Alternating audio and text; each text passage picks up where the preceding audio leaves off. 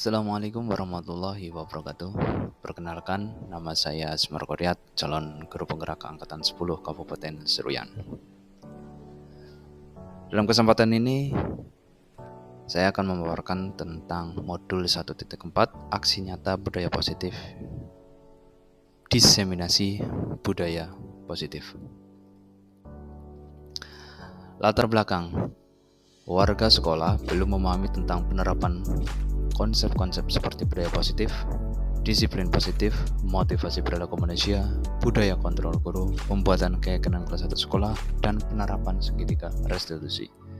Diharapkan, jika seluruh konsep inti tersebut dipahami oleh seluruh warga sekolah, maka akan terbangun budaya positif di sekolah. Tujuan yang pertama adalah meningkatkan pengetahuan tentang dan pemahaman tentang budaya positif. Yang kedua adalah terbentuknya motivasi intrinsik pada murid dengan pembentukan keyakinan kelas. Lini masa: yang pertama, berkoordinasi dengan kepala sekolah. Dua, berkoordinasi dengan wakil kepala sekolah dan juga guru. Ketiga, melakukan diseminasi tentang budaya positif. Keempat, menyusun keyakinan kelas. Kelima, hasil keyakinan kelas ditempel di kelas masing-masing. Tolak ukur: yang pertama, tercapainya diseminasi inti budaya positif di sekolah. Yang kedua, terbentuknya keyakinan kelas melalui pembentukan keyakinan kelas yang dibentuk dan disepakati oleh warga kelas dan wali kelas. Ketiga, murid dan guru konsisten dengan keyakinan kelas yang sudah disepakati. Keempat, terciptanya pelaksanaan pembelajaran yang berdampak pada murid. Kelima, terlaksana penyelesaian masalah siswa dalam segitiga restitusi di pelayanan PK. Dukungan dalam kegiatan ini yang pertama adalah kepala sekolah, wakil kepala sekolah, rekan sejawat, wali kelas, guru, PK, dan juga siswa. Selamat menonton untuk diseminasi budaya positif yang sudah dibuat. Assalamualaikum warahmatullahi wabarakatuh. Om Swastiastu, selamat menyalatai. Salam sujud kepada Malipang, Adil Katalino, Bacuran, Kasuraga, Basik Kajuber. Arus. Ya, kami hormati narasumber kita pada siang hari ini, Bapak Asmar Koryat, SPD, dan Ibu Fatmawati SPDI yang hadir di tempat ini dalam rangka melaksanakan program guru penggerak. Jadi kami juga mohon kepada Bapak Ibu nanti bisa berpartisipasi dalam kegiatan kita, dan kami juga mengucapkan terima kasih atas kehadiran dari Bapak Ibu semua, sehingga pada saat siang hari ini kita akan kegiatan ini dengan topik yang diangkat oleh narasumber kita, yaitu pentingnya budaya positif dalam lingkungan sekolah dalam upaya peningkatan kualitas pembelajaran. Kamu kasih pantun dulu untuk kita. Nanti setelah saya kasih pantun, cakep, ya. Ke lapangan menggembala keledai, bawa kita di tengah guru. Sebelum acara kita mulai, izinkan saya membawakan pantunnya. TV bersemut sering dipukul dengan gaya bak atlet silat. Kita semua sudah berkumpul di sini. Mari kita mulai dengan semangat.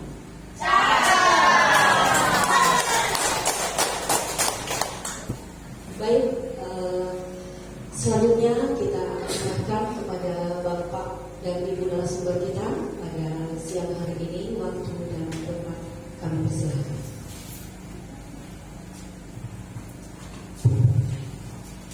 Terima kasih. Assalamualaikum warahmatullahi wabarakatuh. Kalau ibu moderator punya pantun, saya nggak punya pantun. Saya cuma punya materi untuk disampaikan ke Bapak Ibu semuanya. Oke, sebelumnya Bapak Ibu, kami sampaikan terima kasih. Kami sampaikan terima kasih kepada Bapak Ibu semuanya sudah mau meluangkan waktu di tengah kesibukan Bapak Ibu semuanya. Jadi kami di sini menyampaikan diseminasi budaya positif. Ini salah satu tugas kami dalam pendidikan guru penggerak. Ada di modul 1.4. Sebelum masuk ke materi, Bapak Ibu, kita ice breaking dulu. Silakan Ibu bisa berdiri semuanya. Bapak Ibu berdiri semuanya.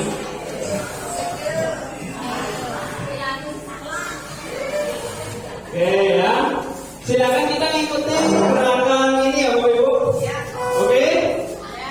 Siap? Ya.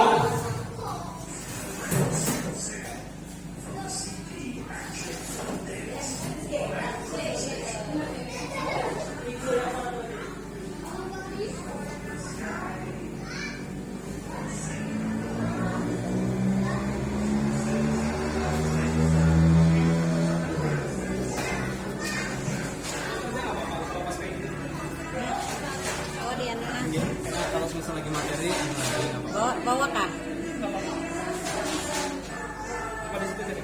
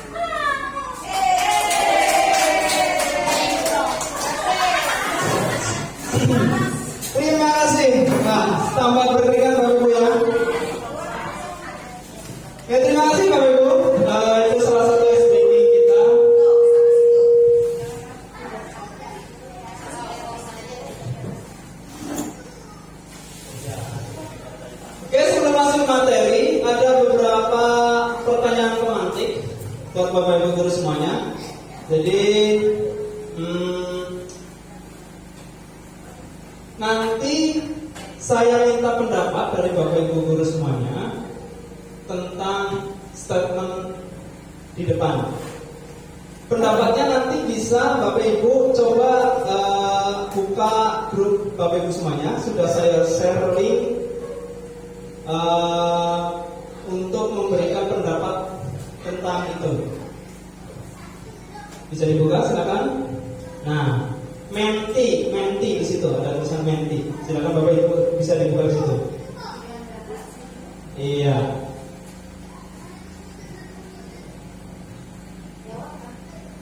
Sabar dulu. Iya, sabar dulu. Oke. Ya. Pertanyaan pemantik pertama, Bapak Ibu. Pemberian hukuman pada siswa dapat mendisiplinkan siswa. Menurut Bapak Ibu, setuju atau tidak setuju dengan statement tersebut? Silakan, kalau setuju klik setuju, kalau tidak setuju klik tidak setuju. Ya, kalau sudah tinggal dikirim atau disubmit. Silakan. Nah, sudah ada yang sudah klik setuju? Silakan. 2 orang, 3 orang. Silakan. Pemberian hukuman pada siswa dapat mendisiplinkan siswa. Setuju semuanya? Setuju semuanya kan? Setuju. Oke, kita kunci ya. Kita kunci jawabannya. Oke, selanjutnya.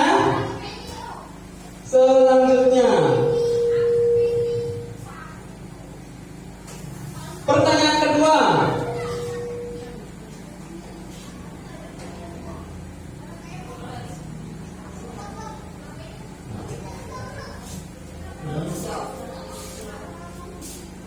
Pertanyaan kedua. Nah, guru berperan sebagai teman bagi murid. Menurut Bapak Ibu setuju atau tidak? Setuju. Setuju, baru 2 orang nih yang mengklik, 3 orang. Setuju semuanya ya. Setuju, oke. Selanjutnya,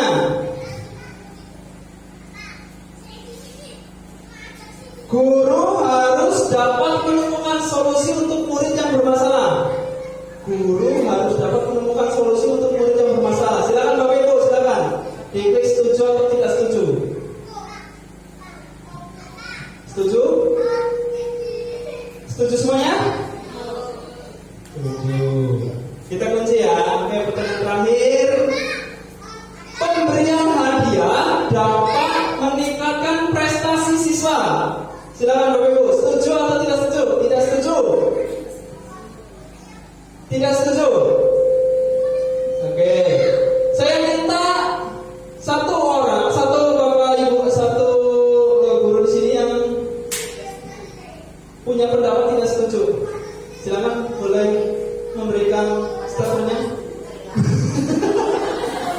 Oke, berarti yang setuju, kenapa Ibu setuju dengan pemberian hadiah dapat meningkatkan prestasi siswa?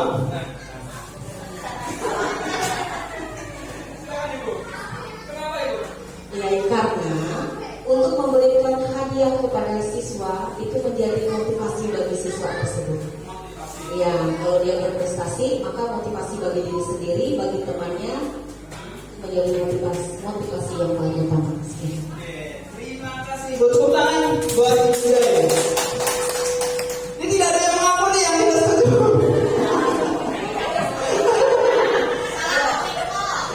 Oke, ini pendapat ya enggak? Oke, siap. Terima kasih.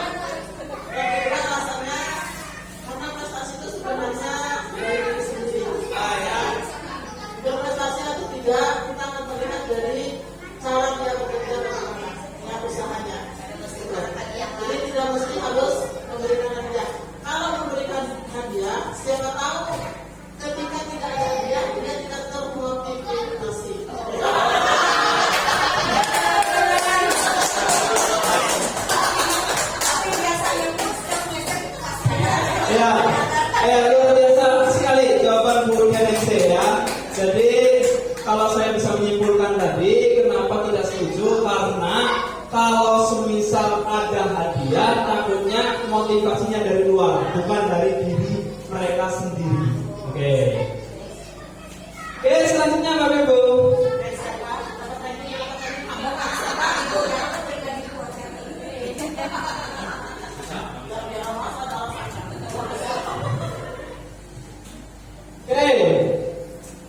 Kita perhatikan dulu tujuan pendidikan menurut Ki Hajar Dewantara. Tujuan pendidikan adalah menuntun segala kodrat yang ada pada anak-anak agar mereka dapat mencapai keselamatan dan kebahagiaan yang setinggi-tingginya, baik sebagai manusia maupun sebagai anggota masyarakat. Oleh sebab itu, pendidik itu hanya dapat menuntun tumbuh atau hidupnya kekuatan kodrat yang ada pada anak-anak agar dapat memperbaiki lakunya, bukan dasarnya hidup dan tumbuhnya kekuatan kodrat anak. Budaya positif atau ekosistem positif, kita ambil contoh perbandingannya dengan hidup tumbuh-tumbuhan seorang petani. Dalam hakikatnya sama kewajibannya dengan seorang pendidik. Yang menanam padi misalnya hanya dapat menuntun tumbuhnya padi. Ia dapat memperbaiki kondisi tanah, memelihara tanaman padi, memberi pupuk atau air, membasmi ulat-ulat atau jamur yang mengganggu hidup tanaman padi dan lain sebagainya. Jadi kita hanya seperti ibarat seorang petani. Kalau padi ya kita pupuk, tanahnya harus subur, gak boleh ada hama dan lain sebagainya. Itu apa yang disampaikan oleh Ki Hajar Dewantara. Ada 7 konsep utama budaya positif. Nah, itu yang akan kami paparkan di sini Bapak Ibu. Yang pertama ada perubahan paradigma belajar. Yang kedua ada disiplin positif. Ada motivasi perilaku manusia. Ada keyakinan kelas. Yang kelima ada posisi kontrol. Keenam kebutuhan dasar manusia. Dan yang terakhir adalah segitiga restitusi. Ya. Dari ketujuh konsep ini Bapak Ibu, ada nggak yang menurut Bapak Ibu yang asing di telinga Bapak Ibu? Ada nggak? Atau sudah familiar semuanya? Yang ketujuh, apa itu? Segitiga restitusi. Oke ya, segitiga restitusi akan kita pelajari di akhir sesi kita. Ya, segitiga restitusi. Sebenarnya itu yang kita lakukan biasa juga kaitannya dengan kita. Cuma bahasa yang disampaikan di sini adalah segitiga restitusi. Kita akan sampaikan di materi terakhir. Oke. Ada lagi yang lain? Semuanya berarti sudah familiar ya dengan perubahan paradigma belajar, disiplin positif, motivasi ya. Oke, kita lanjut. Perubahan paradigma belajar. Dalam membangun budaya positif, sekolah dapat menyediakan lingkungan yang positif, aman, dan nyaman agar siswa mampu berpikir, bertindak, dan mencipta dengan merdeka, mandiri, dan bertanggung jawab. Disiplin sangat berkaitan dengan kontrol guru terhadap siswa. Ya. Nah, silakan Bapak Ibu guru cari pasangan Bapak Ibu guru. Ya, silakan cari pasangan Bapak Ibu guru. Nah, silakan boleh berdiri lagi. Bapak Ibu guru silakan berdiri lagi. Cari pasangannya. Silakan cari pasangannya.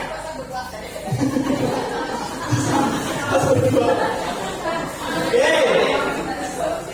Ya. Bapak Ibu, silakan cari pasangannya. Bapak Ibu, tugas dari Bapak Ibu sekarang adalah yang pasangan pertama menggenggam tangan Bapak Ibu semuanya. Pasangan yang pertama boleh silakan tutup siapa yang dibagi tugas untuk menggenggam. Menggenggam seperti ini, genggam. Ini saja. Nah, ini saja. Ya, boleh kanan, boleh kiri silakan. Nah, bayangkan yang digenggam itu sesuatu yang sangat berharga. Silakan Bapak.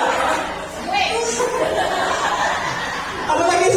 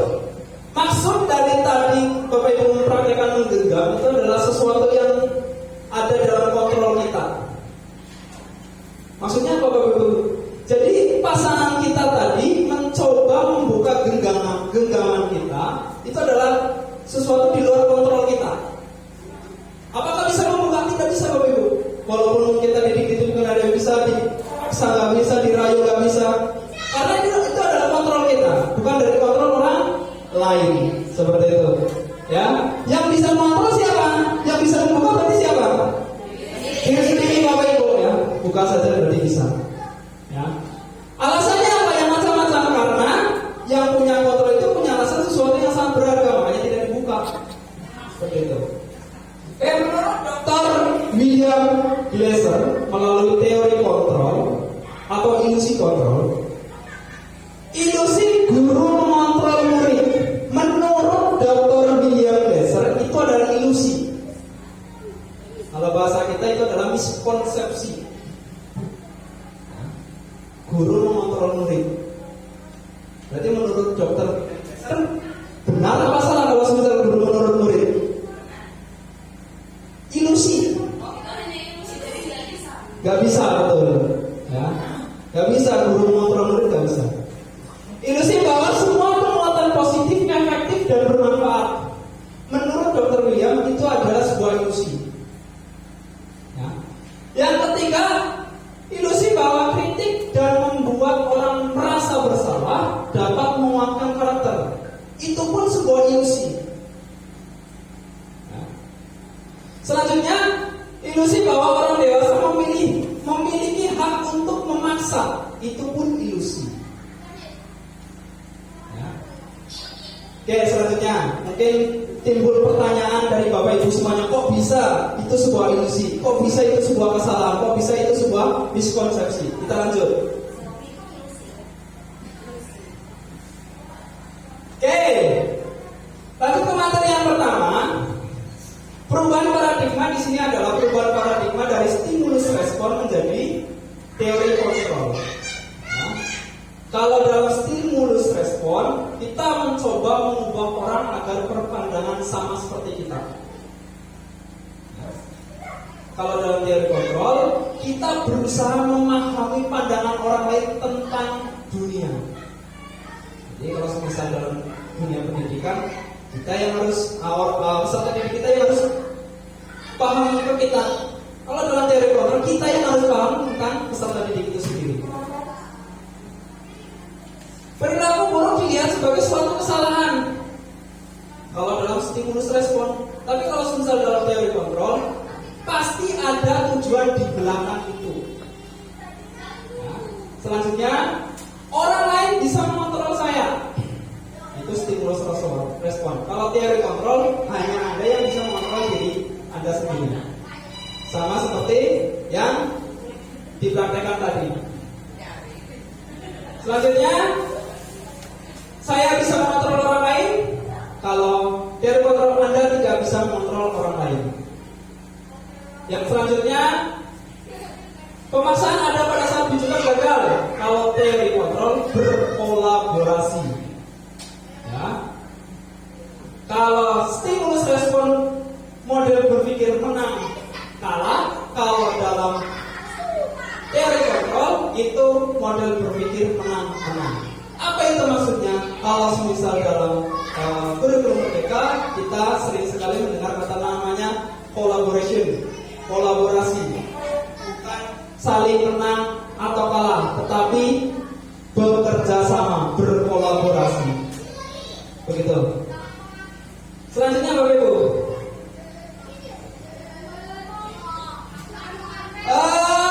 makna disiplin. Saya ingin dengar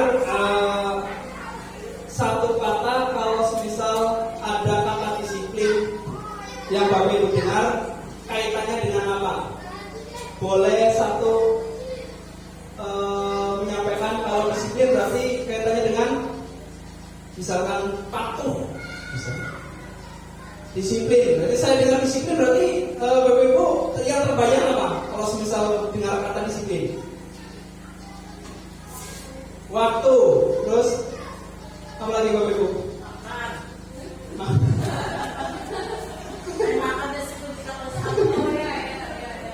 Ya, waktu itu ya. Oke. Aturan bisa nggak Bapak Ibu? Ya, aturan ya. Nah, berarti di sini disiplin adalah belajar dari kata disiplina dari bahasa Latin. Ya. Makna asal dari kata ini berkonotasi dengan disiplin diri dari murid Socrates dan Plato. Disiplin diri membuat orang menggali potensinya menuju sebuah tujuan apa yang dia hargai. Namun, dalam budaya kita, makna kata disiplin telah berubah menjadi sesuatu yang dilakukan seseorang pada orang lain untuk mendapatkan kepatuhan. Betul apa betul Bapak Ibu? Betul apa betul? Betul. Kecenderungan umum adalah menghubungkan kata disiplin dengan ketidaknyamanan, bukan dengan apa yang kita hargai atau pencapaian suatu tujuan yang mulia, aturan dan lain sebagainya. Nah, Ki Hajar Dewantara menyatakan bahwa untuk mencapai kemerdekaan atau dalam konteks pendidikan kita saat ini, dan untuk menciptakan murid yang merdeka, syarat utamanya adalah disiplin yang kuat. Disiplin yang dimaksud adalah disiplin diri dengan memiliki motivasi internal. Jika kita tidak memiliki motivasi internal, maka kita memerlukan pihak lain untuk mendisiplinkan kita. Selanjutnya Bapak Ibu. Nah di sini tadi pada saat pertanyaan pemantik ada pertanyaan tentang motivasi, ya, pemberian hadiah ya Ibu tadi. Di sini ada dua, motivasi internal dengan motivasi eksternal. Bedanya apa? Bedanya apa? Eksternal dari luar, internal dari dalam. Biasanya kalau misalnya eksternal, apa yang akan terjadi apabila saya tidak melakukannya? Kalau misal dalam pembelajaran seperti apa Bu? Apa yang akan terjadi apabila saya tidak melakukannya?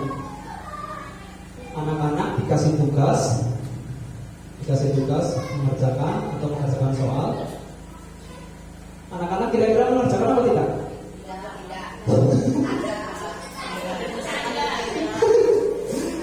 Oke, mengerjakan ya. Ada yang tidak, ada yang mengerjakan. Oke, kebanyakan tidak. Iya, jujur sekali Ibu ya. Kalau semisal motivasi eksternal Bapak Ibu, pikirannya seperti ini, apa yang akan terjadi apabila saya tidak mengerjakan tugas? Makanya saya akan tugas. Itu motivasi eksternal. Selanjutnya motivasi internal yang kedua, apa yang akan saya dapatkan apabila saya melakukannya? Dalam pembelajaran dapat nilai, ya, dapat ranking. Apa yang akan saya dapatkan kalau semisal saya belajar rajin? Saya dapat penghargaan, saya dapat ujian. Itu adalah motivasi eksternal Bapak Ibu. Nah, yang diharapkan di sini adalah motivasi internal. Saya akan menjadi orang yang seperti apa bila saya melakukannya? Kalau semisal dalam pembelajaran, saya belajar ya karena saya butuh ilmunya. Saya ingin tahu kenapa kok bisa seperti ini. Itu adalah motivasi internal. Nah, dalam materi ini yang diharapkan adalah motivasi internal. Berkait dengan tadi pertanyaan pemantik, kalau dikaitkan dengan ini Bapak Ibu, pemberian hadiah bisa meningkatkan prestasi apa tidak Bapak Ibu? Bisa. Tetapi motivasinya adalah motivasi eksternal. Ya. Yang diharapkan adalah motivasi internal. Kenapa harus motivasi internal? Ada yang bisa jawab? Betul ya. Jujur. Tepuk tangan. Luar biasa. Calon guru penggerak. Oke, menurut Ki Hajar Dewantara merdeka itu artinya tidak hanya terlepas dari perintah, tapi juga cakap buat memerintah dirinya sendiri. Menurut Ki Hajar Dewantara. Oke, ini adalah peraturan kelas, keyakinan kelas, lingkungan positif, budaya positif. Nah, ini yang kita harapkan, budaya positif itu sendiri. Selanjutnya Bapak Ibu, di sini ada keyakinan kelas, ada hukuman dan penghargaan. Ada 3 kasus di sini Bapak Ibu. Pertanyaannya adalah, mengapa tidak peraturan saja? Mengapa harus keyakinan kelas? Kalau kita sebelumnya dalam kelas itu membuat peraturan kelas, Bapak Ibu, betul apa betul? Kalau semisal melanggar pasti dapat hukuman. Itu peraturan kelas. Kalau sekarang bukan peraturan kelas Bapak Ibu, apa? Keyakinan kelas. Kenapa harus keyakinan kelas Bapak Ibu? Contoh yang pertama, mengapa kita memiliki peraturan harus menggunakan helm bila mengendarai kendaraan roda 2? Kenapa ibu kalau semisal jalan-jalan di jalan raya harus menggunakan helm? Alasannya apa? Mama takut polisi. Takut polisi. Keselamatan. Oke, 2 saja cukup. Takut polisi dan keselamatan. Kira-kira menurut ibu nih, yang sesuai dengan keyakinan, takut polisi atau keselamatan? Keselamatan, betul. Nah, kita menggunakan helm bukan karena takut polisi, tapi untuk keselamatan. Jadi walaupun tidak ada polisi tetap pakai helm. Itu yang diharapkan Bapak Ibu. Ketika polisi ya, ada aja polisi itu. Yang kedua Bapak Ibu, mengapa kita memiliki peraturan 3M? Menggunakan masker, mencuci tangan, dan menjaga jarak. Kenapa Bapak Ibu? Menjaga kesehatan, takut COVID. Ya. Yang pasti adalah kalau misalnya untuk keyakinan adalah menjaga kesehatan. Yang ketiga, mengapa kita memiliki peraturan harus datang tepat waktu pada saat mengikuti pelatihan? Biar tidak ketinggalan absen. Nah, itu termasuk peraturan. Kalau misalnya untuk keyakinan adalah Supaya tidak ketinggalan. supaya tidak tinggal materi, supaya tepat waktu. Begitu ya Bapak Ibu. Sampai sini dulu ada pertanyaan.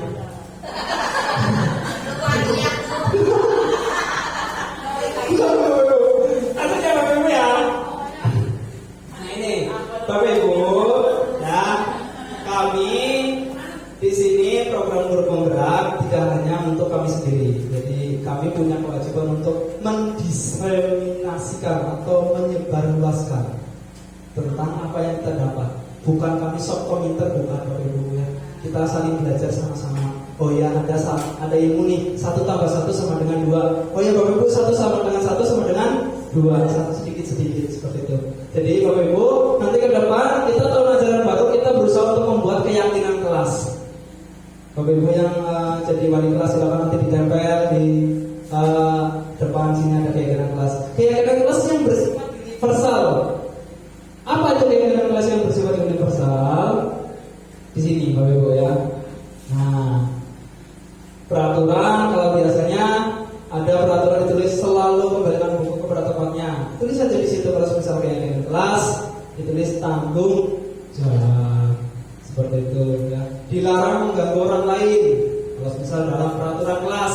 Tetapi kalau misal dalam keyakinan kelas, karena kita menunjukkan nilai kebajikan, keyakinan yang universal, menghormati orang lain dan diri sendiri. Seperti itu.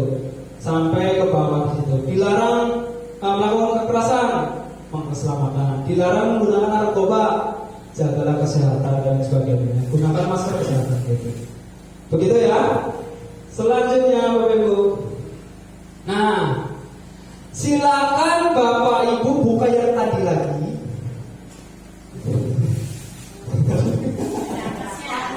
Yang tadi lagi Bapak Ibu. Nah, ini kalau tadi kan pertanyaannya apa tadi? Setuju dan tidak setuju ya? Nah, kalau sekarang itu termasuk hukuman atau konsekuensi? Habis baterainya, ya udah nggak apa-apa Bu.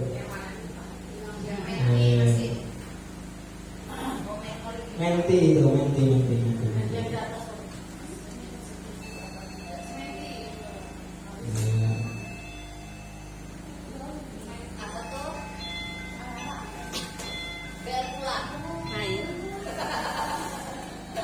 Ya. Oke, silakan. Mencatat 100 kali di dalam buku kalimat. Saya tidak. Itu termasuk hukuman atau konsekuensi? Silakan.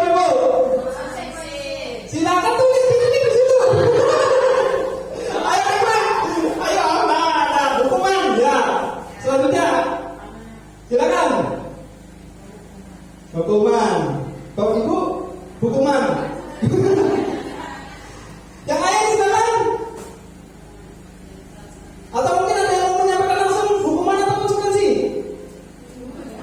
Hukuman. Oke, kita sepakat ya. Oke, selanjutnya. Oke, selanjutnya Bapak Ibu.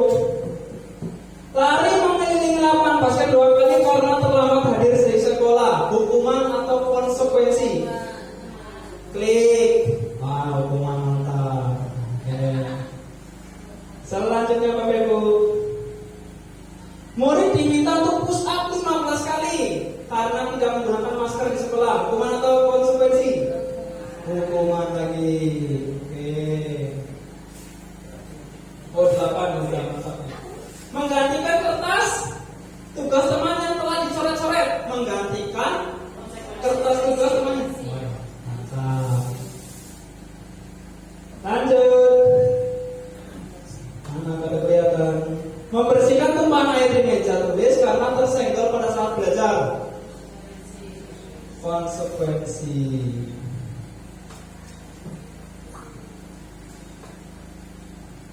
Murid disuruh tidak mengenakan sepatu seharian di sekolah karena tidak mengenakan sepatu hitam. Hukuman atau konsekuensi?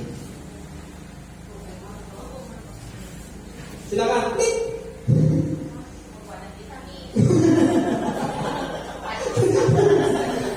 Ya. Oke, kita kunci ya jawabannya ya. Ya sudah. Oke, selanjutnya.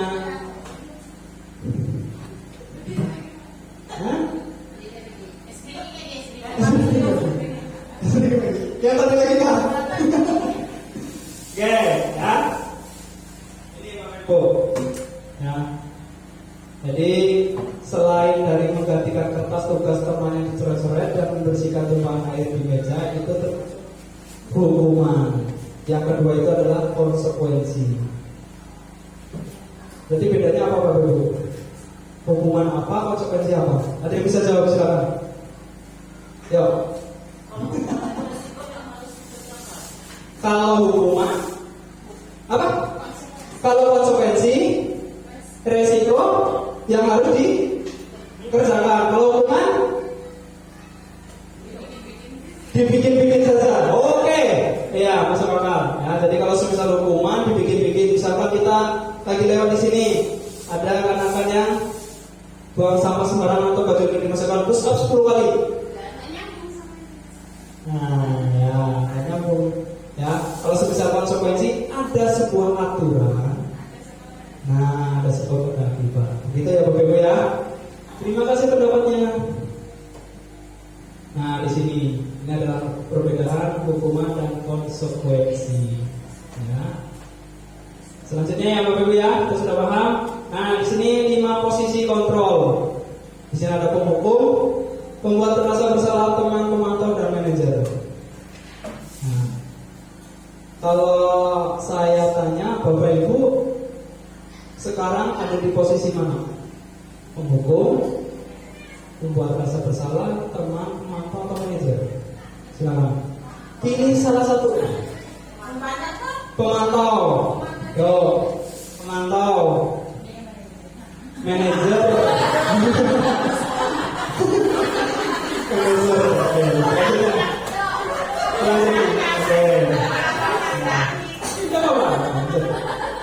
Oke, bedanya apa sih antara penghukum sampai ke manajer? Nah, ini adalah pernyataan yang penghukum. Asal tahu dia aja. Ya. Manajer. Ya. Kalau semisal penghukum, ya pasti. Kalau semisal kita melihat kesalahan atau mungkin pelanggaran yang dilakukan oleh anak-anak, langsung kita menghukum. Kalau teman seperti apa Bapak Ibu? Ayolah lakukan demi Bapak Ibu nih. Masa kelakuan Bapak itu terus seolah-olah teman. Itu posisi kontrol sebagai teman. Pemantau. Nah, apakah kamu mau mendapatkan stiker bintang hari ini? Coba lakukan tugas ini. Pemantau. Ya. Bagaimana kamu bisa menyelesaikan masalah ini? Apabila ketemu anak yang bermasalah, kita tanyai, suruh mereka memikirkan masalah mereka sendiri dan memecahkan masalah mereka sendiri. Iya, betul. Berarti menurut Bapak Ibu, posisi yang baik untuk kita di antara 5 ini, posisi yang mana Bapak Ibu? Manajer keuangan tuh pasti ya. Jadi manajer itu aku. Ya. Karena apa? Bukan dari luar, tetapi motivasinya dari mereka sendiri. Ada masalah, kenapa kamu berbuat masalah? Apa akibatnya? Terus yang akan kamu lakukan ke depannya seperti apa untuk memperbaiki masalah ini? Bukan dari kita, tapi mereka pikirkan sendiri. Masalahnya apa? Solusinya apa? Mereka kerjakan. Itu adalah manajer. Selanjutnya Bapak Ibu. Nah, di sini ya. Teman membuat orang merasa bersalah. Nah, tadi belum dijelaskan ya, membuat merasa bersalah. Nah, di sini ada contohnya. Nah, ibu kecewa dengan kamu, padahal ibu sudah memberi bimbingan ke kamu terus menerus. Nah, otomatis anak-anak jadi merasa bersalah. Ya. Itu adalah identitas yang gagal menurut teori ini. Ya. Teman dan pemantau termasuk identitas yang berhasil atau gagal? Berhasil atau gagal kalau teman dan pemantau? Berhasil. Tetap berhasil Bapak Ibu. Tetapi ada bedanya dengan manajer. Kalau semisal teman dan pemantau, kontrolnya dari luar, orang lain. Tapi kalau semisal manajer, identitas berhasilnya kontrolnya dari diri sendiri. Itu yang kita harapkan dalam menyelesaikan suatu persoalan seperti itu.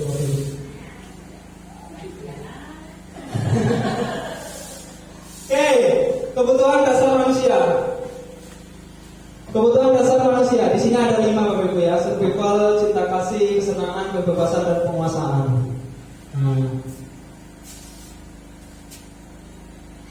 Nah, di sini ada satu kasus.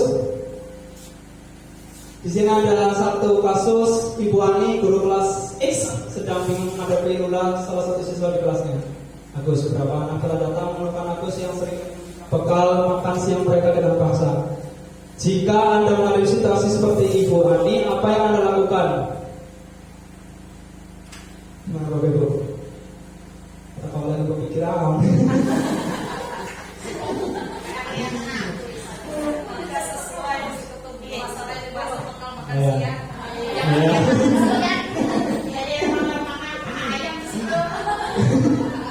Oke, ini Bapak Ibu ya. Jadi apabila kita menemui sebuah masalah, kita harus menggali latar belakang masalah itu sendiri. Contoh, Agus tadi mengambil jatah makanan temannya. Kenapa Agus melakukan itu? Nah, nggak sanggup berarti karena memang kebetulan dia lapar. Jadi termasuk kebutuhan bertahan hidup. Solusinya seperti apa? Harus dibawakan bekal makan siang biar tidak mengganggu temannya. Seperti itu. Dan selanjutnya jangan. Yang membayar kita memberi arahan kepada orang tua. Sampaikan ke orang tua bahwa kenakalannya yang disebabkan adalah karena tidak membawa bekal dari rumah, makanya mengganggu temannya. Nah, ya.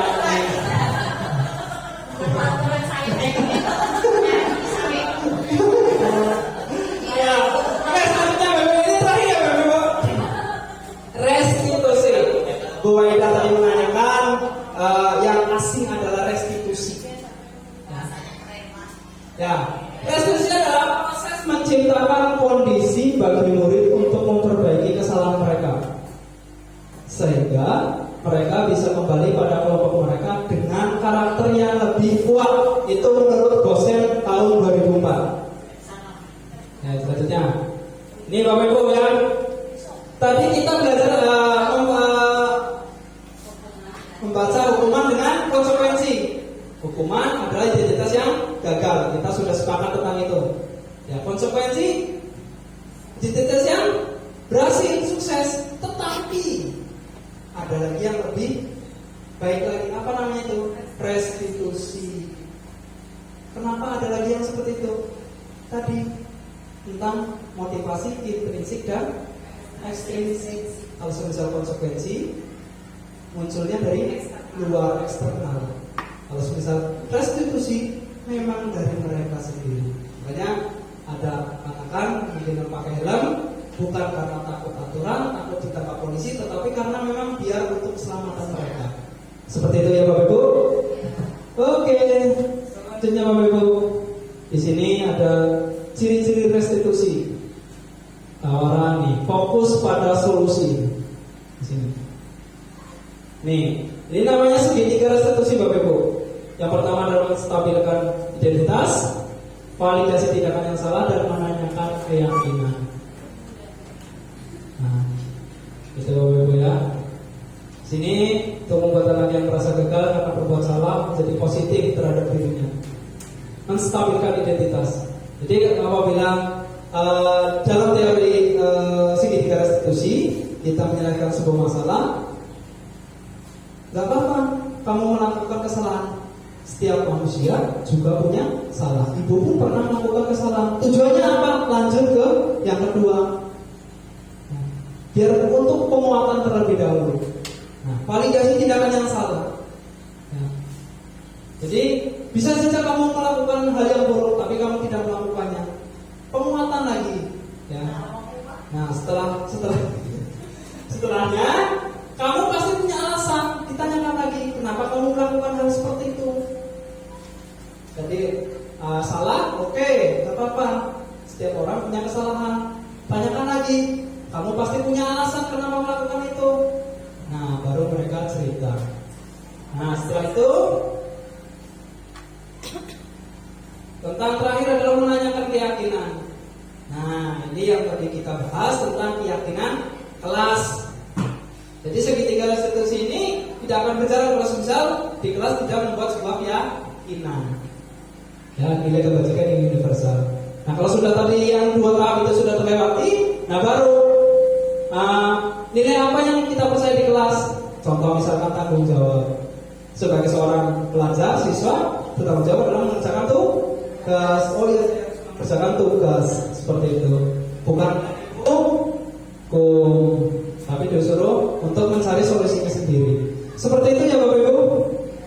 Nah, ini contohnya. Tapi karena loading kayaknya nggak bisa gitu. Sinyal kayaknya. Nah, Rizky. Nah, ini adalah salah satu tugas kami sebagai guru penggerak adalah coba menerapkan segitiga restitusi Bapak Ibu. Ya, itu saja Bapak Ibu. Sampai sini mungkin ada pertanyaan? Tidak? Tidak?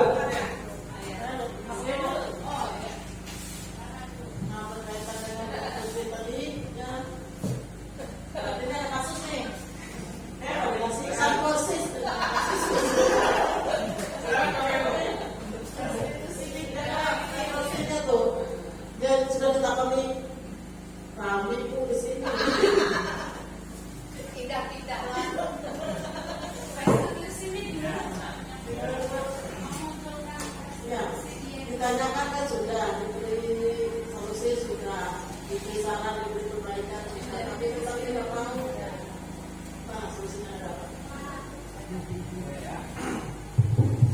Terima kasih untuk pertanyaannya. Jadi memang kasusnya real dan nyata terjadi di lingkungan kita ya Bapak Ibu. Jadi memang anak tersebut jarang turun sekolah ya Bu ya. Jarang turun sekolah. Kalau misalnya menurut teori ini Bapak Ibu, nah, teori ini kita yang pertama adalah dekati dulu anaknya, bahwa kita kasih tahu oh ya nggak apa-apa. Setiap orang punya salah. Nah, sudah lupakan kesalahan, kita perbaiki. Ayo bareng-bareng. Itu langkah yang pertama Ibu ya. Langkah yang pertama. Menurut ini. Ya. Selanjutnya ya. Kalau sudah tadi, nah ini sudah menstabilkan identitas. Ya, setelah itu ini. Nah, alasannya kenapa kamu nggak turun sekolah? Nah, alasannya apa? Alasannya memang karena takut pelajaran, nah berarti pelajaran itu yang diganti. Atau mungkin karena tidak dikasih uang saku, nah berarti uang sakunya itu. Atau memang karena malas, itu susah nanti kalau itu tuh. Gitu ya. Jadi kita jangan menyerah Bapak Ibu ya, jangan menyerah. Kita usaha untuk menggali informasi lebih dalam lagi dan menguatkan anak. Yang pasti menguatkan anak untuk bisa bercerita. Oh ya, kenapa melakukan kesalahan itu? Kuatkan lagi. Oh ya, setiap orang pasti punya salah, tidak apa-apa, tidak masalah. Nah, setelah itu kembali ke kegiatan kelas. Nah, sering tidak turun ke sekolah berarti melanggar apa? Disiplin. Nah, kalau misal kamu melanggar disiplin, apa yang akan kamu lakukan ke depannya? Ya harus turun sekolah terus. Oke. Begitu ya, begitu ya Ibu ya. Oke, silakan.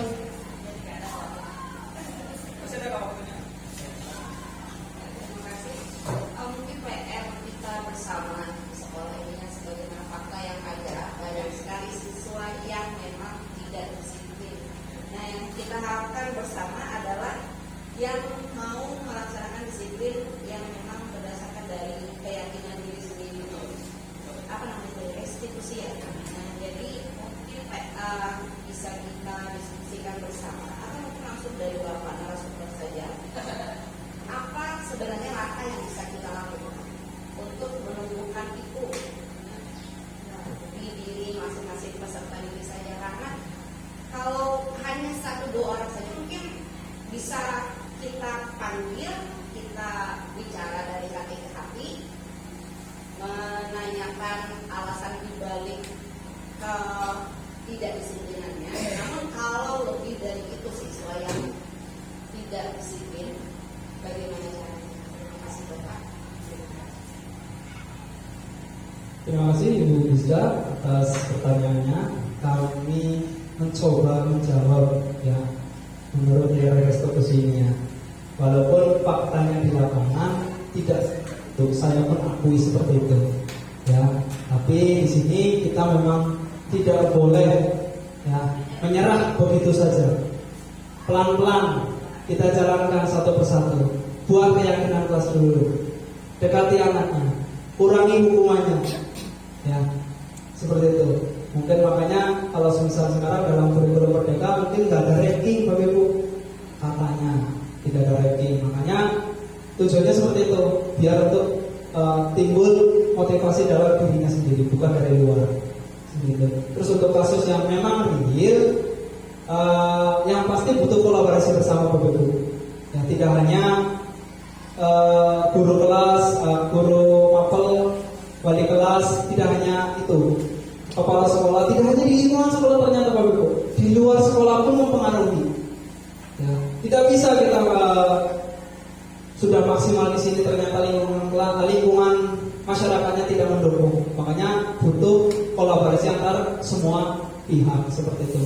Mungkin itu jawabannya Bapak Ibu. Ada lagi yang lain? Terima kasih Bapak Ibu. Kalau tidak ya, selanjutnya Bapak Ibu saya minta tolong ini bisa diisi nanti setelah pulang saja, ada refleksi.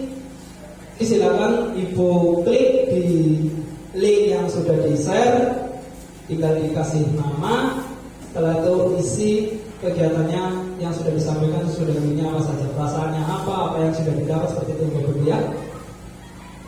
Terima kasih. Kalau misal tidak ada pertanyaan, itu saja yang bisa kami sampaikan. Mohon maaf kurang lebihnya. Assalamualaikum warahmatullahi wabarakatuh.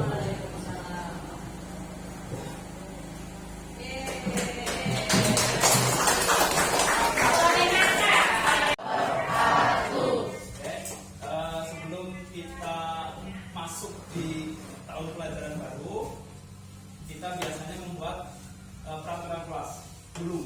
Ya, biasanya sifatnya kalau peraturan kelas itu bentuknya kalimat negatif. Biasanya seperti apa kalau peraturan itu? Dilarang buang sampah, dilarang meninggalkan pelajaran, dilarang itu ya. Biasanya menggunakan kalimat negatif.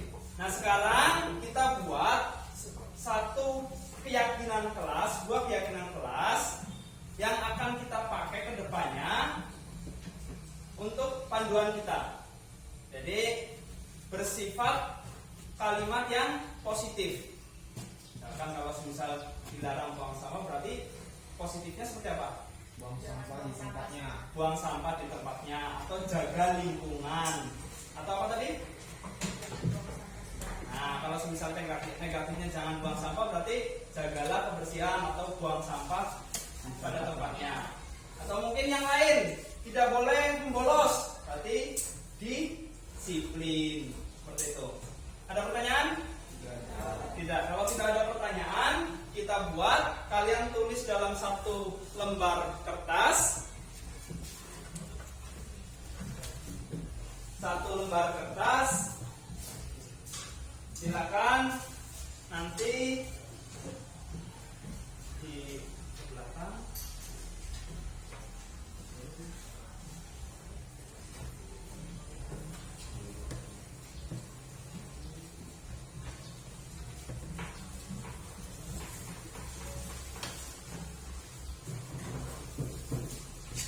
Silakan ditulis.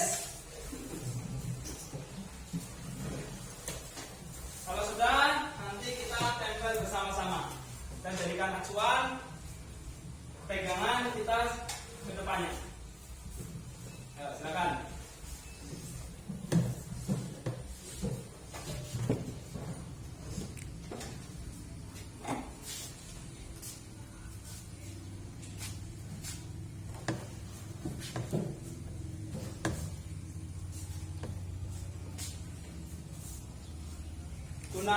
Jangan gunakan dilarang ya. Jadi kalimat yang positif. Nah, positif. Mengerjakan tugas tepat waktu. Sopan santun terhadap guru. Nah, juga silakan.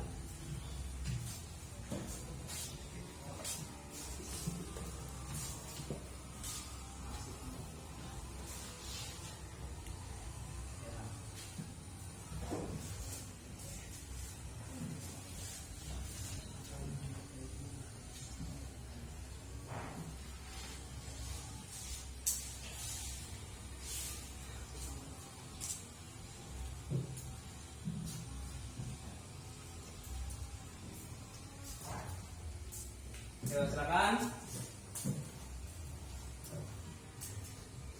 Sudah?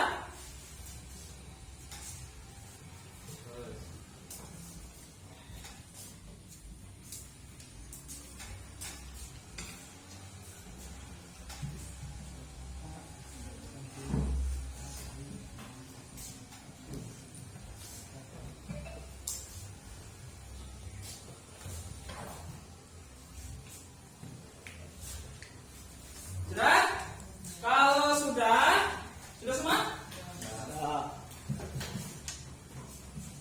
Silakan langsung ditempel masing-masing, maju ke depan. Kalian tempel sendiri, yuk.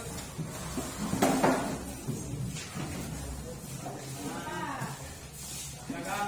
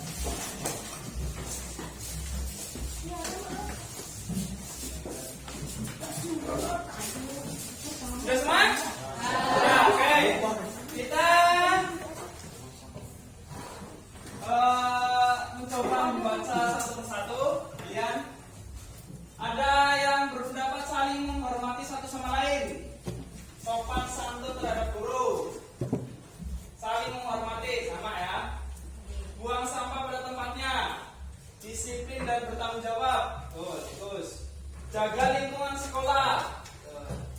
Disiplin, saling menghormati, sopan santun kepada guru. Bagus. Ya. Membuang sampah pada tempatnya. Sopan santun. Ya. Taat pada guru, mengerjakan tugas tepat waktu. Terus saling menghargai teman, berpakaian rapi, ramah kepada teman, jaga nama baik kelas, berkata baik, buang sampah pada tempatnya, mengerjakan tugas tepat waktu. Ya, ini keyakinan kelas kita. Ya, itu dari kalian. Ya, mulai dari saling menghormati, sopan santun terhadap guru, mengerjakan tugas tepat waktu, apalagi disiplin dan bertanggung jawab, apalagi menjaga nama baik kelas, membuang sampah pada tempatnya. Ya, oke, kita sepakatnya dengan keyakinan kelas ini ya. Oke, kalau sepakat, silakan kalian tanda tangani di bawah ini, tanda tangan. Gak usah pakai nama, gak apa-apa pakai nama, gak masalah juga. Tanda tangan langsung di sini. Oke, silakan boleh langsung maju ke depan. Oke, Pak.